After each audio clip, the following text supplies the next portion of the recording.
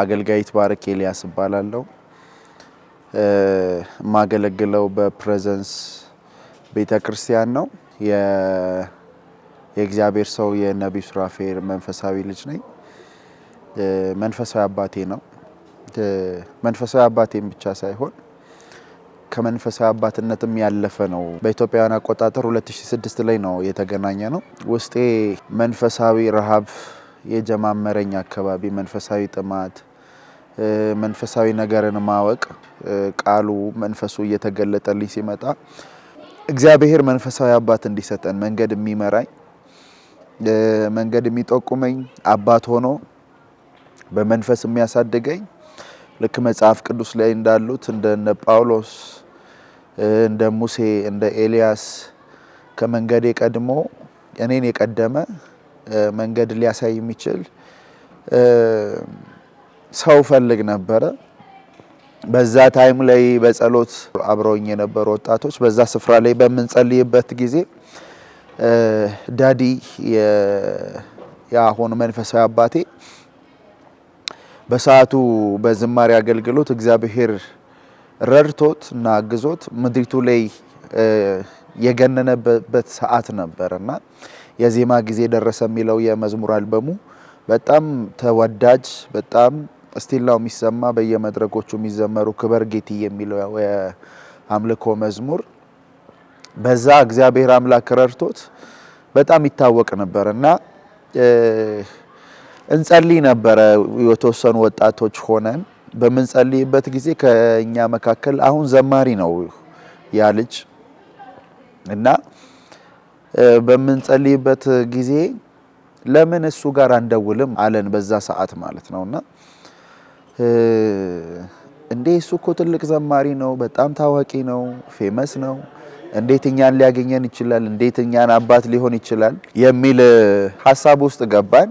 በሰዓቱ ደግሞ ዘማሪ ሲባል የሚመጣብን ኢሜጅ አለ ለዘማሪ የተሰራ ኢሜጅ አለና አረ እኔ አውርቼዋለሁ ምናምን ነገር ብሎ አወራ ደወለለት ማለት ነውና እዛው ደወለኛ ጋር ሆኖ ከዛ በጣም በሚገርም ትህትና የዛኔ ስልክ ሲያወራ ስምን ካላወቀሽ ወዳጄ እያለ ነው የሚያወራው እና ዳዲ ማለት ነው ወዳጄ እያለ አወራ። ከዛ ሐሳቡን ነገረው። ሐሳቡን ሲነግረው በጣም ደስ ይለኛል አለ። በጣም ደስ ይለኛል ይሄ እግዚአብሔር ጊዜም እግዚአብሔር ሐሳብ ይመስለኛል አለን። በጣም የሚገርመው ነገር ግን እነሱ መጀመሪያ አካባቢ ላይ እኔ ላይሆን ይችላል በሚል ስጋት ውስጥ እነሱ ቀድመው መጡ። ከዛ ተመለሱ ማለት ነው። አንድ ሁለት ፕሮግራሞችን መተው ተመለሱ እና ልክ ዳዲ የዛን ጊዜ ይሄን ፕሬዘንስ የሚባለውን ራእይ ተቀብሎ የጀመረበት አካባቢ ነው የጀመረበት ወቅት ነውና እንዳጋጣሚ ሆኖ እኛው ሰፈር ላይ ኮንፈረንስ ቃልዮት ቤተክርስቲያን የሚባል አመታዊ ኮንፈረንስ ላይ ይመጣ ነበር። እሱና ሌሎች ዘማሪዎች ተጋብዘው ኮንፈረንሱ 3 ቀን የነበረው እሱ የመጨረሻውን ቀን የእሁዱን ቀን ፕሮግራም ነበር ያዘውና በዛ ፕሮግራም ውስጥ የመጀመሪያ ጊዜ ሳየው በአካል ሳየው የዛኔ ነውና በጣም አየሁት። የነበረው የአምልኮ መንፈስ በጣም ደስ የሚል ነበረ። ሲያመልክ ራሱን አቅም በጣም በመንፈስ ሆኖ ነው የሚያመልከው። በዛ ሰዓት በጣም ወደድኩት። ውስጤ ገባ የሆነ ነገር።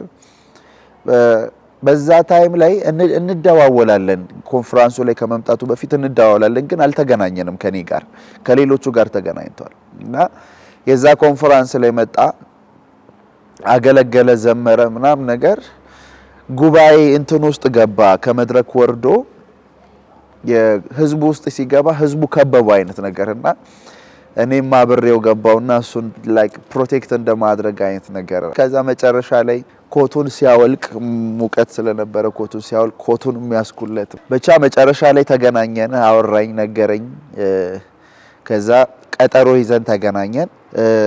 ሐሳቤን ጠየቀኝ። እኔን ሐሳብ አባትን የምፈልገው መንፈሳዊ አባትን የምፈልገው አባት እንድትሆነኝ ፈልጋለሁ መንፈሳዊ ነገር እንድታስተምረኝ ፈልጋለሁ እንድታሳየኝ ፈልጋለሁ አልኩት። በዛ ጀመረ ልጅነታችን የኔ ልጅነትና የሱ አባትነት የመንፈስ ቅዱስ ሐሳብ ይመስለኛል። በሰዓቱ ቅድም እንዳልኩት ስጀምር እንዳልኩት ውስጤ ጥያቄ አይነት ነገር ነበር። መንፈሳዊ ፍላጎት አለ፣ መንፈሳዊ ረሃብ አለ፣ መንፈሳዊ ጥማት አለ።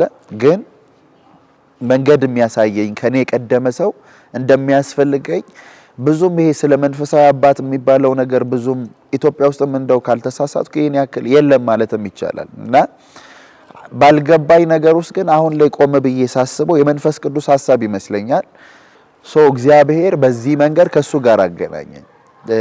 ሌላው ፓርት ገና ይሄ የፕሬዘንስ የሚባለው ሐዋሳ ላይ በተጀመረ ማግስት አካባቢ ነውና ያው እሱ የዛኔ በዝማሬ ነው የሚያገለግለው፣ ዘማሪ ነው የነበረው። ግን በቃ ያም ሆኖ የአገልግሎቱን ሳየው መዝሙሮቹንም ስሰማቸው ምናምን እባረክበትም ስለነበረ የሆነ መንፈሳዊ ኮኔክሽንም የመለኮትም ሐሳብ ይመስለኛል። አሁን ላይ ቆም ብዬ ነገሮችን ሳስተውል የእግዚአብሔር ፍቃድ እንደነበረ አስታውሳለሁኝ። ቢኮዝ በዝማሬ አገልግሎት ውስጥ መንፈሳዊ አባት ብሎ እንትን ማለት እንትኑ በሰዓቱም የለም ሰምቼም አላቅም። ግን በቃ እግዚአብሔር ፕሮግራሙ ስለነበረ ሁለታችን ጋር በሱ አባትነትና በእኔ ልጅነት ውስጥ ፕሮግራም ስለነበረው እኔ ለያየው ነገር ስለነበረ እሱም ጋር ደግሞ ያንን አይቶ ስለነበረ በዛ ውስጥ እሱም አክሴፕት አደረገኝ። ልጄ ትሆናለህ አለኝ።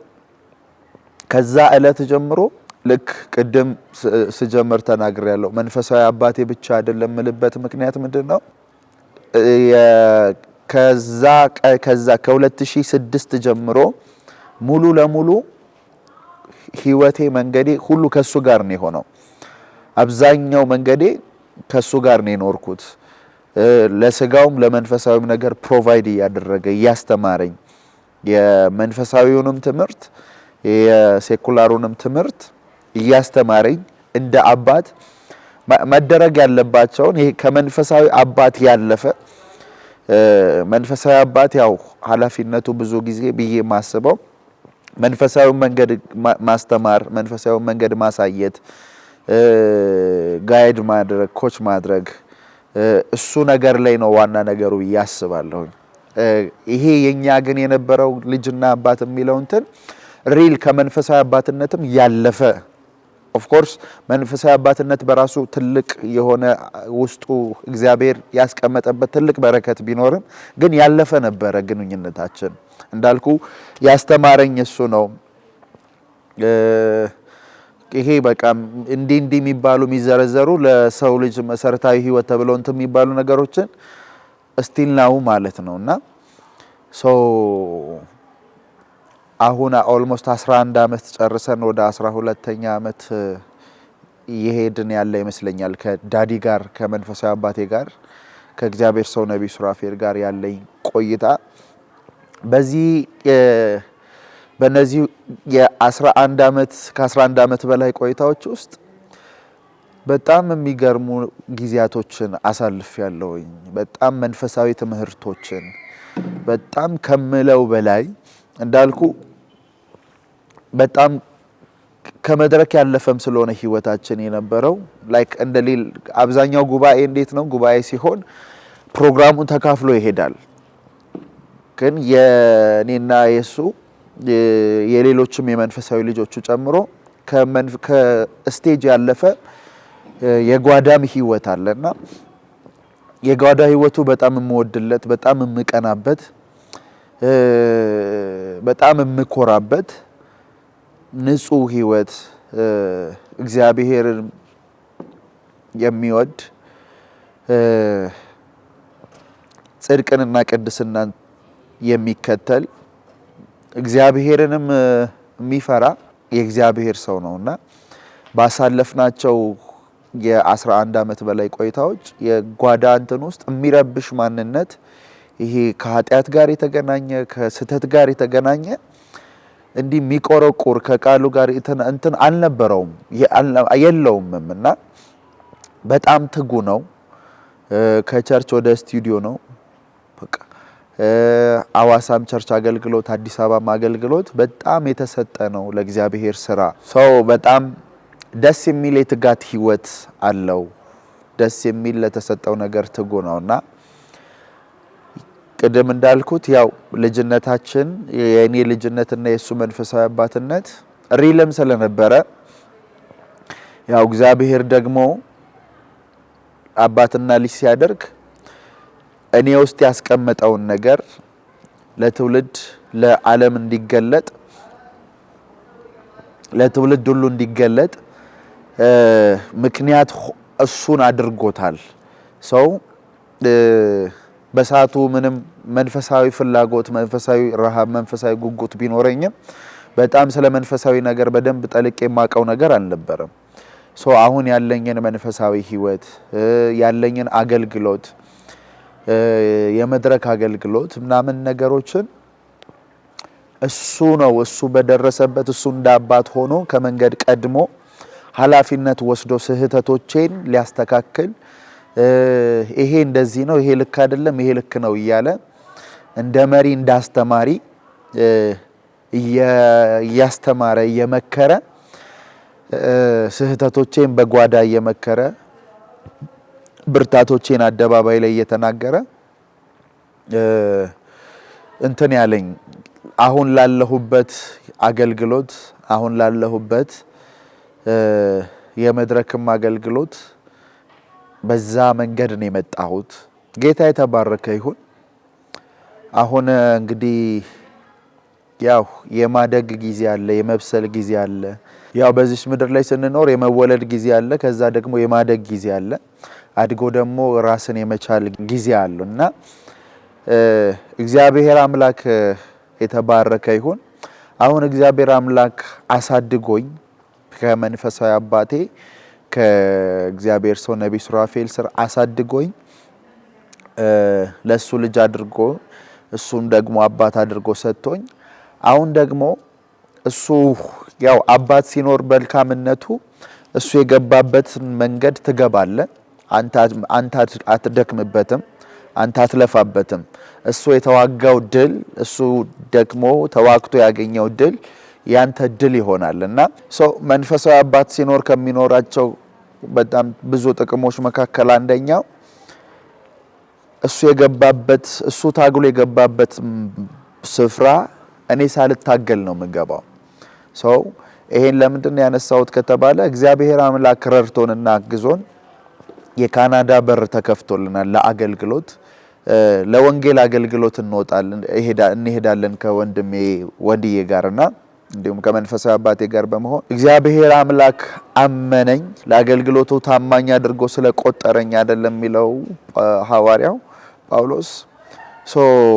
እግዚአብሔር አምላክ ታማኝ አድርጎ ስለቆጠረ የካናዳን በር በመንፈሳዊ አባቴ በኩል በእግዚአብሔር ሰው በነብይ ሱራፌል በኩል ከፍቶልኝ አሁን ደግሞ ወደ ካናዳ ለአገልግሎት ሊሄድ እግዚአብሔር አምላክ መንገዴን አቅንቶልኛል። እግዚአብሔር አምላክ በሮቼን ሁሉ ከፍቷል።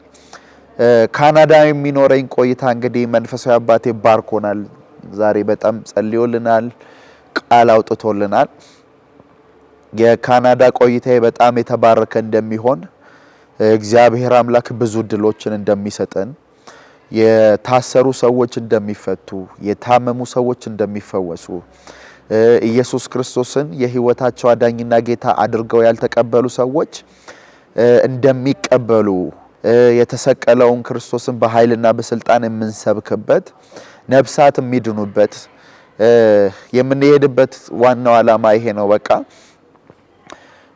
ሶዛ በሚኖረን ቆይታ ለስጋም ለመንፈስም ፈውስ ነው የሚሆነው። ለስጋ ፈውስ ምንድነው?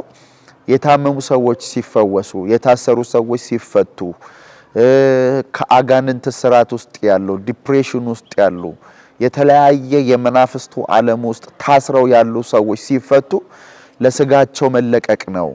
ከዛ ደግሞ ያልዳኑ ሰዎች ኢየሱስ ክርስቶስ እንደ ግል አዳኝ አድርገው ያልሰሙ ያልተቀበሉ ሰዎች ለነሱ ደግሞ የምስራቹን ወንጌል መስበክ ከዛ ደግሞ በእግዚአብሔር ቤት ሆነው የደከሙ በቤቱ ሆነው የደከሙ የጠፉ መጽሐፍ ቅዱስ ኢሳይያስ 40 ላይ ሲናገር እንደዚህ የሚል ቃል አለ። ለደካሞች ኃይልን ይሰጣል ይላል፣ ጉልበት ለሌለው ብርታትን ይጨምራል ይላል። እግዚአብሔር ደካሞችን አይንቅም። ደካሞች ደክመዋል ብሎ አይጥልም። ሲደክሙ ኃይልን ይሰጣል። ብርታት ለሌላቸው ደግሞ ብርታትን ይጨምራልና እኛ ከዚህ ስንሄድ ለካናዳ ላሉ ቅዱሳን ለካናዳ ላሉ ለእግዚአብሔር ቤተሰቦች እዚህ የተሞላውን እዚህ ስንቀጣጠል ስንጸልይ በእግዚአብሔር ፊት ስንሆንበት የነበረውን የተሞላውን የእግዚአብሔርን ድምጽ ንጹህን ወንጌል ንጹህን መንፈስ የእግዚአብሔርን መንፈስ ይዘን ነው የምንሄደው። እግዚአብሔርን አስቀድመን ነው የምንሄደው። በዛ ስፍራ ደግሞ ታላቅ ድል ይሆናል። የታሰሩ ይፈታሉ፣ የታመሙ ይፈወሳሉ። ለሰው አይቻልም የተባለ ነገር በኢየሱስ ክርስቶስ ስምና ስልጣን ይሆናል። የዶክተሮች አዋጅ ይገለበጣል። ለታመሙ ሰዎች በመንጸልይበት ለታሰሩ ሰዎች መፈታት የምንጸልይበት ጊዜ ነው የሚሆነውና ይሄ እንደሚሆን በጣም በመንፈሴም በልቤ በጣም ልበሙሉ ነኝ። በዚህ ነገር በጣም እርግጠኛ ነኝ። እግዚአብሔር ድልን እንደሚሰጠን እግዚአብሔር ኃይልን እንዳስታጠቀንና ያ ኃይል ደግሞ የሞላን ኃይል እዛ እንደሚገለጥ በጣም እርግጠኛ ነኝ። እርግጠኞች ነን። እዚህ ያለን ወደ ካናዳ ልንጓዝ እየተዘጋጀን ያለን ሁላችን ክብር ለእግዚአብሔር ይሁን። እንግዲህ ተወልጄ ካደኩበት ማህበረሰብ ወደ አዲስ ደግሞ ማህበረሰብ ነው የሚሄደውና በሐዋሳም በአዲስ አበባም እንዲሁም በኢትዮጵያም በሌላውም በዓለም ዙሪያ ሆነው የሚጸልዩ ወዳጆች አሉ፣ የእግዚአብሔር ቤተሰቦች አሉ። በጣም በመሰጠት ያገለገልናቸው የእግዚአብሔርን ቃል የመገብናቸው የጸለይንላቸው ከስራት የተፈቱ መውለድ የማይችሉ የወለዱ በብዙ እንቆቅልሽ ውስጥ የነበሩ ከዛ እንቆቅልሽ ወጡ በመሰጠት ያገለገልናቸው የእግዚአብሔር ቤተሰቦች ናቸው። በጣም በመላው ዓለም ዙሪያ ሁሉ አሉ።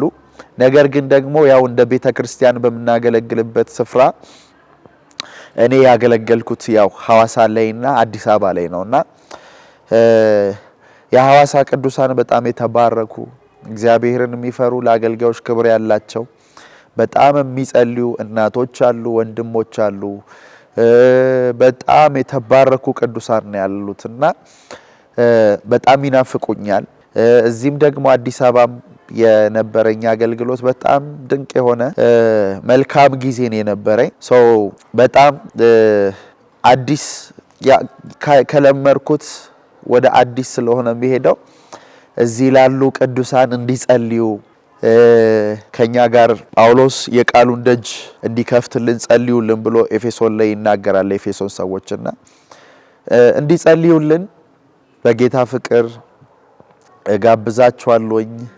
በካናዳ የሚኖረን አገልግሎት የመታነጽ ሰዎች ቅዱሳን የሚታነጹበት ሚጽናኑበት ፕሮግራም እንዲሆን እግዚአብሔር ከፊታችን እንዲቀድም እንዲጸልዩ መልእክቴን አስተላልፋለሁኝ።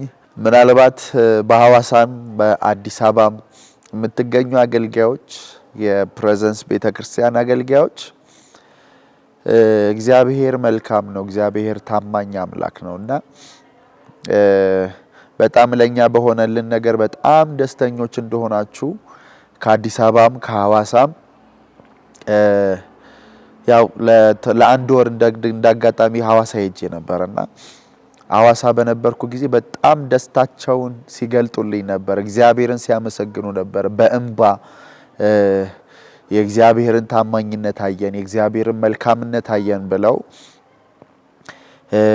እንደውም እንደ ምሳሌ አድርገውም ሲያወሩ አንተን የረዳ አምላክማ እኛንም ይረዳል፣ እኛም እግዚአብሔርን ጠብቃለን ያሉ አገልጋዮች አሉና ምን ለማለት ፈልጌ ነው? የተወደዳችሁ የእግዚአብሔር አገልጋዮች፣ የቤተክርስቲያናችን አገልጋዮች ባያላችሁበት እግዚአብሔር በሰጣችሁ ጸጋ በርትታችሁ እንድታገለግሉ በኃይልና በስልጣን እንድታገለግሉ እግዚአብሔር ከናንተ ጋር እንዲሆን በፍቅር አሳስባችኋለሁኝ።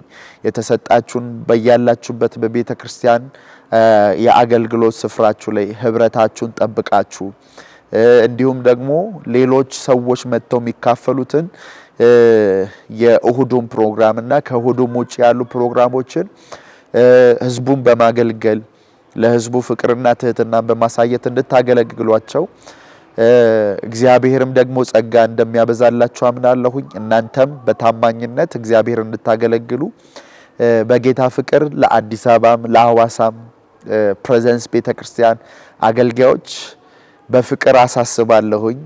እግዚአብሔር አምላክ ይባርካችሁ። እግዚአብሔር ብድራትን ይከፍላል።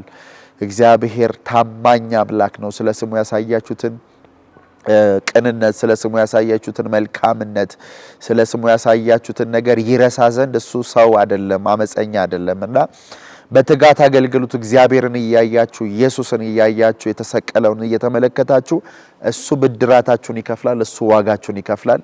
ተባረኩ። ለዳዲና ለማሚ እውነት ለመናገር ብዙ ጊዜ ይቸገራለሁኝ። የምቸገረው ምንድነው እነሱን የሆነ ቃል አውጥቶ መጠቀም ማሳነስ ይመስልብኛል እና ግድብ የሚያደርግልኝ ስለሚመስለኝ ብዙ ጊዜ እነሱን እንደዚህ ብዬ እንትን ለማለት እቸገራለሁኝ። ግን እንደው የማሚን የሚገልጥልኝ በጣም የምገረምባት መንፈሳዊ እናቴ ናት። በጣም የምወዳት፣ በጣም የማከብራት፣ በጣም ከሚባለው በጣም በላይ በጣም የምወዳት የማከብራት መንፈሳዊ እናቴ ናት። በጣም ነው የማከብራት። እንደውም በዚህ አጋጣሚ ከጸሎቶቼ መካከል እንደ መንፈሳዊ እናቴ አይነት ሴት እግዚአብሔር እንዲሰጠኝ ነው ከጸሎቶቼ መካከል አንዱ ማለት ነውና እሱ ምንድነው ምሳሌ 31 ላይ ያለችውን ሴት መንፈሳዊ እናቴን የምትገልጽልኝ ይመስልኛል። ምሳሌ 31 ላይ ያለችው ሴት መንፈሳዊ እናቴን የሚገልጽልኝ የእግዚአብሔር ቃል አስተዋይዋ፣ ብርቱ የሆነችው፣ ትጉ የሆነችው፣ ብርታትን በወገቧ ላይ የታጠቀችው፣ ባሏ በሸንጎ ፊት የሚያመሰግናት፣ እግዚአብሔርን የምትፈራ ከእግዚአብሔር ዘንድ የሆነች ሴት ናትና ማሚ በጣም ትጉ፣ በጣም ብርቱ፣ ልክ በቃ ምሳሌ 31 ላይ ያለችው ሴት እጅግ በጣም ብርቱና ትጉ ሴት ናትና ልክ እንደሷ ናት መንፈሳዊ እናቴ ብዬ አምናለሁኝና ማሚ በጣም ነው የምወድሽ፣ በጣም ነው ማከብርሽ። እግዚአብሔር አምላክ ይባርክሽ። በጣም ወድሻለሁ፣ አከብርሻለሁ። ዳዲ መንፈሳዊ አባቴም ነው፣ ወዳጄም ነው፣ የቅርቤም ሰው ነውና ዳዲን እንዲህ ብዬ መናገር ሊያሳንስብኝ ይችላል። ግን በቃ አባት ነው። በጣም የልጆቹን ስኬት ማየት የሚወድ፣ የልጆቹን በረከት ማየት የሚወድ፣ ልጆቹ ትልቅ ቦታ ደርሶ ማየት የሚወድ፣ የልጆቹን መልካም ነገር የሚመኝ፣ የልጆቹን በጎ ነገር የሚመኝ፣ ለልጆቹ ሚተጋ መልካም አባት ነውና ዳዲ በጣም ነው የምወድህ፣ በጣም ነው የማከብርህ፣ በጣም ማለት ነውና እግዚአብሔር አምላክ ታማኝ ነው። በጣም ወድሃለሁ ዳዲ። ዳዲና ማሚ በጣም ወዳቸዋለሁ፣ አከብራቸዋለሁኝ። ውዷ እናቴ ብርቄ አሻንጎ እግዚአብሔር አምላክ ይባርክሽ። እግዚአብሔር አምላክ በነገር ሁሉ ይባርክሽ። በጣም የተወደደች የጸሎት ሴት ናት። ቀንና ማታ የጸሎት ርዕሷ ነኝ እኔ። ይሄን ምለው ለማስመሰል ወይም የሆነ ለማጋነን ምናምን ነገር አይደለም። የቀንና ማታ ጧትና ማታ ሁሉ ጊዜ ነው የምጸልየው እኔ በማቀው። ከዛ ደግሞ ቤተክርስቲያን ላይ በእያንዳንዱ ባለው የእያንዳንዱ ፕሮግራም ላይ ታጸልይልናለች እና የሁል ጊዜ የጸሎት ርዕሷን የአንድ ሰሞን፣ የአንድ ቀን፣ የአንድ ዘመን ምናምን ነገር ሳይሆን እኔ ራሴን እስከ ዛሬዋ ቀን ድረስ የሁል ጊዜ የጸሎት ርዕሷ ነኝ እኔ ለእናቴና በጣም በእግዚአብሔር ፊት የምታነባ፣ በእግዚአብሔር ፊት የምታለቅስ የተወደደች እናት ያሳደገችኝ ብርቄ አሻንጎ ትባላለች። እሷን ማመስገን እፈልጋለሁ ዛሬ እንዳጋጣሚ በዚህ ይህንን እድል ስላገኘሁኝ በጣም አመሰግናለሁ። በጣም ወድሻለሁኝ ስለወለድሽኝ፣ ስላሳደግሽኝ፣ መንገድ ስላሳየሽኝ፣ ስለመከርሽኝ፣ ስለገሰስሽኝ እናት ስለሆንሽኝ ደግሞ እግዚአብሔር አንቺን የስጋ እናት አድርጎ ስለሰጠኝ እግዚአብሔርን አምላክ ስላንቺ አመሰግናለሁ። ብርቅዬ በጣም ነው የምወድሽ፣ በጣም ነው የማከብርሽ። እንዲሁም ደግሞ በጣም የተወደደ አባት አለኝ፣ የስጋ አባት በስጋ ማለት ነውና ገብረ መስቀል አባተ ይባላል። አባቴንም በጣም ማመስገን እፈልጋለሁኝ። እግዚአብሔር አምላክ ይባርክ። በጣም ወድሃለሁ፣ በጣም አከብርሃለሁኝ። እግዚአብሔር አንተን ለኔ አባት አድርጎ ስለሰጠ ስለወለድከኝ አባቴ ብቻ ስለሆንክ በጣም አመሰግናለሁ፣ በጣም አከብርሃለሁ፣ በጣም ወድሃለሁ። እግዚአብሔር አምላክ ይባርክ። መልካም የትንሣኤ በዓል እንዲሆንልህ ደግሞ ጸሎቴና ምኞቴ ነው። ሰላም